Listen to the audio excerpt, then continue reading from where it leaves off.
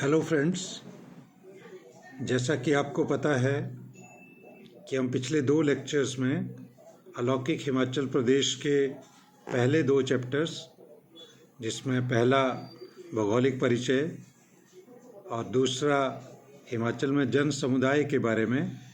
चर्चा कर चुके हैं। जन समुदाय के बारे में जब हम चर्चा कर रहे थे तो हमने हिमाचल प्रदेश में अवस्थित सभी जनजातियों, अनुसूचित जनजातियों और सामान्य जातियों के बारे में व्याख्या करी थी और उसके बारे में हमने बताया था कि प्रदेश में लगभग कितनी अनुसूचित जनजातियाँ, कितनी अनुसूचित जातियाँ, सामान्य जातियाँ और अदर बैकवर्ड क्लासेस इस समय हैं। उनके रहन सहन, उन जातियों के इतिहास के बारे में, उनके मेले त्योहार, उनकी सामाजिक व्यवस्था, उनके जन्म से लेकर मृत्यु तक संस्कार, इन सभी के बारे में चर्चा की थी। हिमाचल प्रदेश की जनगणना 1901 से लेकर 2011 तक के बारे में भी बताया था और किस जाति समूह के कितने जनसंख्या है यह भी इस पुस्तक में वर्णन किया गया है। क्रमवार पिछली लगभग 40 वर्षों की जनगणना के बारे में विश्लेषण किया गया है और किस प्रकार किस धर्म और जाति के लोगों की जनसंख्या में बढ़ोतरी या कमी हुई है यह भी इस अध्याय में वर्णित है। आज हम चर्चा करेंगे तीसरे अध्याय, हिमाचल में महिला सशक्तिकरण। इस अध्याय में भारत में ऐतिहासिक रूप से महिलाओं की जो स्थिति है उसका वर्णन प्रारंभ में किया गया है और बताया गया है कि किस प्रकार प्राचीन भारत में महिलाओं की स्थिति बहुत ही सुदृढ़ और सम्माननीय थी, जिसमें शल्य मैत्री, वेदवा, प्रतिहिल्या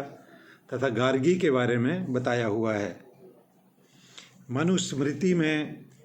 भी महिलाओं के बारे में जो वर्णन है उसकी चर्चा भी इस अध्याय में की गई है। साथ साथ में उत्तर मध्यकाल में जो महिलाओं की स्थिति में ह्रास हुआ विदेशी आक्रमणों के कारण, उसकी व्याख्या भी इस अध्याय के प्रारंभ में की गई है। सरकार द्वारा उठाए गए कदम तथा स्वतंत्रता से पूर्व विभिन्न आंदोलन, जो सामाजिक पुनर्गठन के आंदोलन चले, जिसमें आर्य समाज और ब्रह्म समाज ने जो भूमिका निभाई और जो विशेष व्यक्ति जिसमें ईश्वरचंद्र विद्यासागर, राजा राममोहन रॉय, स्वामी विवेकानंद, स्वामी दयानंद सरस्वती, ज्योतिबा फूले और सर सैयद अहमद खान, जस्टिस साथ में रनाडे के बारे में, जस्टिस रनाडे ने इन समाज सुधारों में जो भूमिका निभाई उनकी व्याख्या भी इस अध्याय में की गई है। स्वतंत्रता के उपरांत भारत के संविधान के अनुसार महिलाओं के उत्थान के लिए जो कानून पास किए गए उनमें जैसे पिता की संपत्ति में बेटी का अधिकार, शादी से पैतृक संपत्ति में अधिकारों पर कोई प्रभाव न हो, अनुकंपा पर बेटियों को नौकरी, महिलाओं को उचित गुजारा भत्ता, अगर वसीयत ना लिखी गई हो उस दृष्टि से यौन शोषण से रक्षा का अधिकार, कहीं भी एफआईआर पंजीकृत करने का अधिकार, पहचान सार्वजनिक ना करने का अधिकार, अश्लील चित्रण से बचने का अधिकार, स्टॉकिंग से सुरक्षा कानून, समान वेतन का अधिकार, घरेलू हिंसा के विरुद्ध महिलाओं के अधिकार, गिरफ्तारी, पूछताछ, कानूनी सहायता से जुड़े अधिकार, ससुराल में प्रताड़ना का केस मायके में दर्ज हो सकता है, इसका अधिकार, नाबालिग पत्नी से जबरन संबंध में बलात्कार की जो है वो व्याख्या भी इस पुस्तक के इसी अध्याय में की गई है। लिंगानुपात के बारे में चर्चा भी की गई है और लिंगानुपात में भारत की स्थिति क्या है, अखिल भारतीय आंकड़े क्या कहते हैं, और हिमाचल में महिलाओं की स्थिति क्या है और किस प्रकार उनके लिंगानुपात में बढ़ोतरी हुई है तथा कैसे उनके शिक्षा में सहभागिता और शिक्षा द्वारा किस प्रकार सामाजिक उत्थान हुआ है, यह वर्णन भी आंकड़ों सहित जो है वो पुस्तक में किया गया है। जहां 1901 में हिमाचल प्रदेश में 1000 पुरुषों पर 884 महिलाएं थी और 1941 में यह 890 थी। 1971 में जब हिमाचल को पूर्ण राज्य का दर्जा मिला तो यह 895 थी, लेकिन 2011 तक आते आते ये जो है 974 तक पहुंच गई। महिलाएं हिमाचल के समाज में एक विशेष भूमिका निभाती हैं, विशेषतया ग्रामीण परिवेश में, चाहे पशुपालन हो, खेतीबाड़ी हो या अन्य सामाजिक कार्य हों, उनमें महिलाओं की भूमिका बहुत ही महत्वपूर्ण है। अन्य राज्यों की अपेक्षा इस राज्य में उत्तरोत्तर उनकी शिक्षा, उनके समाजीकरण, उनका राजनीतिक जीवन की सहभागिता तथा सरकारी नौकरियों में लगातार वृद्धि हो रही है। हिमाचल प्रदेश में अखिल भारतीय स्तर की अपेक्षा अगर आप देखेंगे 1901 में हिमाचल प्रदेश में जहां 884 महिलाएं थी प्रति 1000 पुरुषों पर, लेकिन ऑल इंडिया लेवल पर यह फिगर जो था वो 963 था, यानी कि कहीं ज़्यादा, हिमाचल से कहीं ज़्यादा। 1961 में हिमाचल में 938 और अखिल भारतीय स्तर पर 941 थी, लेकिन 2011 में हिमाचल प्रदेश में यह अनुपात जो है वो 974 हो गया, लेकिन अखिल भारतीय स्तर पर यह 940 था। इसका अर्थ ये हुआ कि स्वतंत्रता के उपरांत और विशेषतया पूर्ण राज्य प्राप्त होने के उपरांत महिलाओं के प्रति दृष्टिकोण, उनकी स्वास्थ्य सुविधाएं तथा समाज में शिक्षा के प्रचार और प्रसार के कारण उनकी स्थिति में बहुत ही महत्वपूर्ण परिवर्तन हुआ है। अगर आप शिक्षा की दृष्टि से देखें तो जहां 1901 में हिमाचल में साक्षरता दर महिलाओं की 0.2% थी, वहीं अखिल भारतीय स्तर पर 0.7 थी। 1961 में हिमाचल में 9.50 साक्षरता दर थी, तो अखिल भारतीय स्तर पर 15.36%। लेकिन 2011 तक आते आते हिमाचल में महिलाओं का साक्षरता दर 76.66, जबकि अखिल भारतीय स्तर पर 65.46 था। अर्थात अखिल भारतीय स्तर की अपेक्षा हिमाचल में महिलाओं की साक्षरता दर में लगातार वृद्धि हुई है और ये वृद्धि भी बहुत तेज गति से हुई है। इसी प्रकार जब हम महिलाओं के राजनीति में प्रवेश या सहभागिता की बात करते हैं तो हमारे सामने कुछ बहुत ही चौंकाने वाले आंकड़े आते हैं, जहां हम देखते हैं कि उनका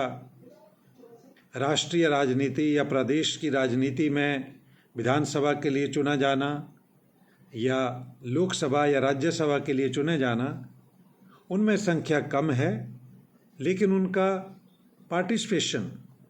यानी कि मत प्रतिशत जो है वो पुरुषों की अपेक्षा लगातार चुनाव में, चाहे वो लोकसभा चुनाव हो या विधानसभा चुनाव, लगातार बढ़ता गया है, जिसके परिणाम स्वरूप आज जागरूकता आ रही है और महिलाएं जो हैं, जहां भारतीय संसद द्वारा जो संविधान संशोधन किए गए और उन संविधान संशोधन के द्वारा 33% आरक्षण का प्रोविज़न जो है वो किया गया, लेकिन हिमाचल प्रदेश में यह जो है वो कहीं ज़्यादा है। और 2008 में हिमाचल प्रदेश में स्थानीय स्वशासन की जो इकाइयां हैं, जिसमें पंचायत है, जिसमें जिला परिषद है और बीडीसी है, उनमें 50% जो है वो आरक्षण महिलाओं के लिए किया गया है। आपको विदित है कि संविधान के 74वें और 75वें संशोधन द्वारा महिलाओं को 33% आरक्षण जो है वो स्थानीय संस्थाओं में दिया गया था, लेकिन हिमाचल प्रदेश में इसे 50% कर दिया गया 2008 में। और इसी कारण से आज पंचायतों में चाहे प्रधान हो, उप प्रधान हो या वार्ड पंच हो, ब्लॉक समिति हो, उनमें ब्लॉक समिति अध्यक्ष हों या सदस्य हों, जिला परिषद के अध्यक्ष हों या सदस्य हों, उनकी संख्या प्रतिशत जो है वो 50% है, यानी अर्थात 50% है। अगर हम देखते हैं कि उनकी भागीदारी जो है मतों की दृष्टि से जो इस पुस्तक में वर्णन किया गया है, तो हम पाएंगे कि उनकी पुरुषों की अपेक्षा जो भागीदारी है वो कहीं अधिक है। लेकिन दूसरी ओर जब हम देखते हैं कि कितनी महिलाएं जो हैं वो लोकसभा के लिए चुनी गई, तो इसमें कोई बहुत बड़ी उपलब्धि नज़र नहीं आती है। कुछ महिलाएं जो लोकसभा के लिए हिमाचल से चुनी गई, वो प्रारंभ में जो था वो मंडी से राजकुमारी अमृत कौर, और बाद में जो है वो कुछ और महिलाएं जो है, जिसमें वर्तमान कांग्रेस अध्यक्ष जो है प्रतिभा सिंह हैं, और कांगड़ा से जो है वो मिसिस कटोच जो हैं वो लोकसभा के लिए चुनी गई थी। लेकिन स्वतंत्रता से पूर्व भी महिलाओं की भूमिका जो रही, उसमें दुर्गाबाई आर्य और मीराबेन, राजकुमारी अमृत कौर, फिलिप रिचर्ड की पत्नी नोरा रिचर्ड, सरला शर्मा, सुशीला तथा पहाड़ी गांधी, बाबा कांशी राम की भतीजी राम राखी कांगड़ा से, ठियोग से देववती, जिला सिरमौर से सुनहरी देवी, सकनी देवी तथा अलमो देवी नाम की महिलाओं ने स्वतंत्रता संग्राम में बढ़ चढ़कर हिस्सा लिया था। एक जो बहुत ही प्रसिद्ध नाम था, जो मंडी से था, ललिता कुमारी, जो रानी खैरगढ़ी के नाम से प्रसिद्ध थी, उन्होंने भी स्वतंत्रता संग्राम में महत्वपूर्ण भूमिका निभाई थी, जिसका वर्णन इस अध्याय में किया गया है। आने वाले समय में जब विधानसभा चुनाव हिमाचल में हुए, तो उसमें सत्यवती डांग जो टेरिटोरियल काउंसिल के लिए चुनी गई थी, सुभद्रा अमीचंद वो भी टेरिटोरियल काउंसिल के लिए चुनी गई थी। लेकिन उसके बाद महिलाओं की भागीदारी जो है वो धीरे धीरे बढ़नी शुरू हुई, जिसमें सरला शर्मा, चंद्रेश कुमारी, लता ठाकुर, चंद्रेश कुमारी वही हैं जो मिसिस कटोच जो हैं, चंद्रेश कुमारी जो लोकसभा के लिए भी चुनी गई थी, तथा कुमारी पद्मा, ये कुछ ऐसी महिलाएं थी जो राजनीति के शुरू में ही, यानी कि जब स्टेटहुड हिमाचल को मिला तो तुरंत बाद जो था वो राजनीति में आ गई थी और सक्रिय रूप से इन्होंने भागीदारी निभाई। श्रीमती विद्या स्टोक्स एक ऐसी नेत्री रही हैं जो न केवल विधानसभा के लिए चुनी गई, वो कांग्रेस की अध्यक्षा भी रहीं, वो विधानसभा अध्यक्ष भी रहीं और प्रदेश मंत्रिमंडल में भी उनको स्थान मिला।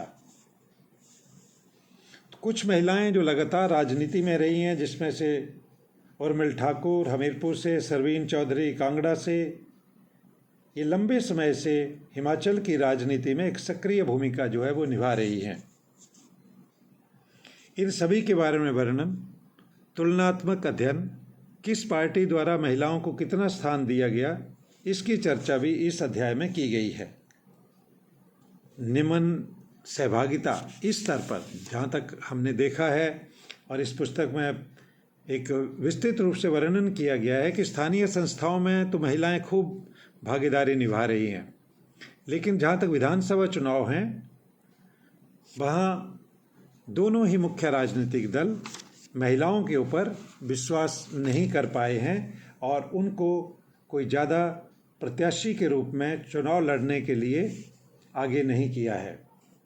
अगर हम देखें कि 1977 में अगर हम देखें तो 9 महिलाएं जो थी वो उन्होंने चुनाव लड़ा और केवल एक महिला जो है वो चुनकर आई।